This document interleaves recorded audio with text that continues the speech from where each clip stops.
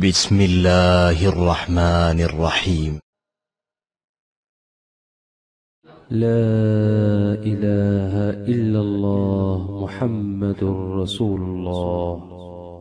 بسم اللہ الرحمن الرحیم۔ ابن ماجہ میں روایت ہے کہ صحابہ کرام نے رسول اللہ صلی اللہ علیہ وسلم سے پوچھا کہ یا رسول اللہ یہ قربانی کیا ہے؟ آپ صلی اللہ علیہ وسلم نے ارشاد فرمایا سنت ابیکم ابراہیم، یہ تمہارے والد ابراہیم کی سنت ہے۔ صحابہ نے پوچھا ہمارے لیے اس میں کیا ہے؟ آپ صلی اللہ علیہ وسلم نے فرمایا ہر بال کے بدلے میں ایک نیکی۔ اس حدیث میں آپ صلی اللہ علیہ وسلم نے قربانی کا فلسفہ بیان کیا ہے۔ آج بہت سے لوگ یہ اعتراض کرتے ہیں، اشکال کرتے ہیں کہ بھئی یہ اتنے جانور کیوں کاٹے جا رہے ہیں، یہ پیسہ غریبوں کو دے دیا جاتا ہے، اس سے غریب بچیوں کی شادی کرا دی جاتی ہے، اس سے بیوہ عورتوں کے گھروں کے چولہے جل جاتے، لوگوں کو راشن تقسیم ہو جاتا ہے، تو اتنے لاکھوں کروڑوں جانور جو ہے نا وہ اللہ کے نام پہ کاٹ دیے جاتے ہیں، اور پھر اس کا گوشت بھی پوری طرح سے کھایا نہیں جا سکتا، اور اگر گوشت کھایا بھی جاتا ہے تو 3-4 دنوں میں پورے سال کا جو گوشت اسٹور ہو سکتا تھا وہ ہم 3-4 دنوں میں کھا کے ختم کر دیتے ہیں، جو پورے سال چل سکتا تھا۔ یہ بہت سارے اعتراضات ہوتے ہیں، تو آپ صلی اللہ علیہ وسلم نے ان تمام اعتراضات کا جواب اس حدیث میں دے دیا کہ صحابہ پوچھ رہے ہیں کہ قربانی کیا ہے، اس کا فلسفہ کیا ہے، تو آپ نے کیا فرمایا تمہارے باپ ابراہیم کی سنت۔ کیا مطلب؟ کہ حضرت ابراہیم علیہ السلام کو اللہ نے حکم دیا کہ اپنے بیٹے کو ذبح کر دیں،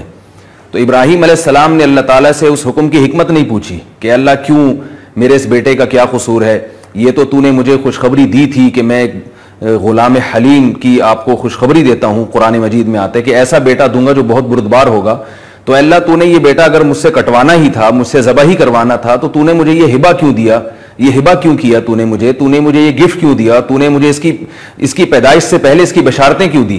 کوئی اشکال نہیں کیا ابراہیم علیہ السلام نے۔ پھر یہ اعتراض بھی ہو سکتا تھا کہ اللہ اس بیٹے کا قصور کیا ہے، اس نے کسی کو قتل نہیں کیا، اس نے کوئی جرم نہیں کیا، اور یہ تو ابھی بچہ ہے، اس عمر میں تو اگر کوئی جرم بھی کیا جائے تو بھی وہ قابل معافی ہوتا ہے، قابل گرفت نہیں ہوتا۔ ان تمام چیزوں کو نظر انداز کیا گیا، اور ابراہیم علیہ السلام نے اللہ کے حکم کو پورا کرتے ہوئے کوئی چون و چرا نہیں کی، اور فرمایا کہ میں اپنے بیٹے کو ذبح کروں گا۔ بیٹے کو کہا، اور بیٹا جواب میں کیا کہتا ہے، یا ابت افعل ما تؤمر، اے میرے والد اللہ جس بات کا آپ کو حکم دے رہے ہیں وہ کر گزریے آپ۔ بیٹے نے بھی کوئی اعتراض نہیں کیا۔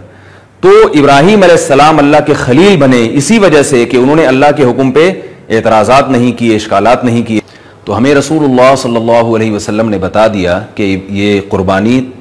ابراہیم علیہ السلام کی سنت ہے، تو ان تمام آداب کے ساتھ یہ ابراہیم علیہ السلام کی سنت ہے جن تمام آداب کا ابراہیم علیہ السلام نے خیال کیا تھا اور رعایت رکھی تھی۔ ان آداب میں سے ایک یہ بھی ہے کہ بس اللہ نے جو حکم دے دیا ہم اس حکم کے سامنے اپنے سر کو جھکا لیں، اور اس پر اعتراضات نہ کریں کہ ایسا کیوں ہے، یہ کیوں کیا جا رہا ہے، یہ پیسے کسی غریب کو کھلا دیتے یا اس سے یہ بیوہ عورتوں کی کفالت ہو جاتی۔ تو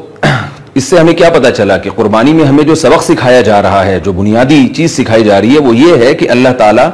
معاذ اللہ کوئی جمہوری حکمرانوں کی طرح کا کوئی حاکم نہیں ہے کہ اسے کوئی آرڈر دینے کے لیے لوگوں سے پرمیشن لینی پڑتی ہو، اسے اسمبلی سے پاس کروانا پڑتا ہو، لوگوں کی رائے سامنے آئیں، اور آج کل کے جتنے فلاسفر ہیں، جتنے فلسفیانہ قسم کی بات کرنے والے متجددین ہیں، وہ پہلے مطمئن ہوں گے اللہ کے اس قانون سے، تو پھر وہ قانون پاس ہوگا۔ تو کوئی وجہ بھی اس کی ہمیں سمجھ میں اگر نہیں آتی تو ہمیں اس کے حکم کے سامنے اپنے سر کو جھکانا ہے، ان جانوروں کو ہم نے ذبح کرنا ہے، اور دنیا اس کے خلاف چیختی ہے تو چیختی رہے، دنیا اس کے میں اعتراضات کرتی ہے تو کرتی رہے۔ ہم اگر مسلمان ہیں اور اللہ کو حقیقی معنوں میں اللہ مانتے ہیں، حقیقی معنوں میں اس کو حاکم مانتے ہیں، جمہوری طرز کا حاکم نہیں بلکہ حقیقی معنوں میں حاکم۔ انسان کبھی بھی حقیقی معنوں میں حاکم نہیں ہوتا،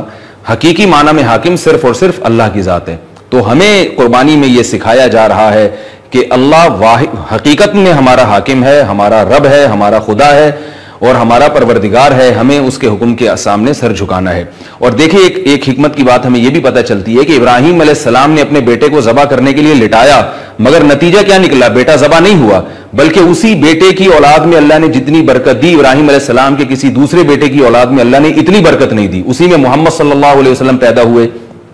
اور اسی دین کو باقی رکھا گیا۔ تو اللہ نے بتا دیا کہ تم میرے نام پہ ان جانوروں کو کاٹو گے تو ان کی نسل نہیں ختم ہونے دوں گا، بلکہ انہی جانوروں میں اتنی برکت ہوگی جتنی برکت ان جانوروں میں ہوگی، اتنی برکت میں کسی اور جانور کی نسل میں نہیں رکھوں گا۔ آپ دیکھ لیں دنیا میں جتنے دوسرے جانور ہیں ان کی نسل میں اتنی برکت نہیں ہوتی، حالانکہ ان کی جو گروتھ ریشو ہے، ان کی جو شرح پیدائش ہے وہ زیادہ ہے، جبکہ یہ جو 4 جانور ہیں، اونٹ، گائے اور دمبا اور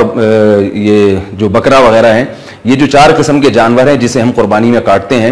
یہ سال میں پیدا کتنے ہوتے ہیں، ان کا گروتھ ریشو کتنا کم ہے، لیکن آپ دیکھیں ان میں برکت کتنی اللہ نے رکھی ہے. پورے سال کٹتے ہیں، قربانی میں کٹتے ہیں، مینا میں کٹتے ہیں، عقیقے میں کٹتے ہیں، اس کے باوجود اللہ نے اس میں اتنی برکت رکھی ہے کہ آپ کو ان جانوروں کی نسل کبھی بھی کم ہوتی اور ختم ہوتی نظر نہیں آتی. تو یہ بھی ہمیں سبق ملتا ہے کہ جب تم اللہ کے حکم کے سامنے سر جھکاؤ گے، جیسے جیسے وہ کہہ رہا ہے ویسے ویسے کرتے رہو گے، تو تمہیں جو خطرات نظر آتے ہیں وہ خطرات سے اللہ تمہیں دوچار نہیں کرے گا، بلکہ اللہ اپنی قدرت اور طاقت کو استعمال کرے گا اور اسی حکم میں اللہ تعالیٰ تمہارے لیے برکتیں رکھ دے گا. تو اللہ سے ہمیں ڈرنا نہیں چاہیے شریعت کے کسی حکم کو فالو کرتے ہوئے. ہمیں لگتا ہے کہ یہ ہو جائے گا وہ ہو جائے گا، اللہ فرماتے ہیں کہ کچھ نہیں ہوگا، اس لیے کہ میں رب ہوں، میں حاکم ہوں، میں وہ خطرات سے تمہیں دوچار نہیں ہونے دوں گا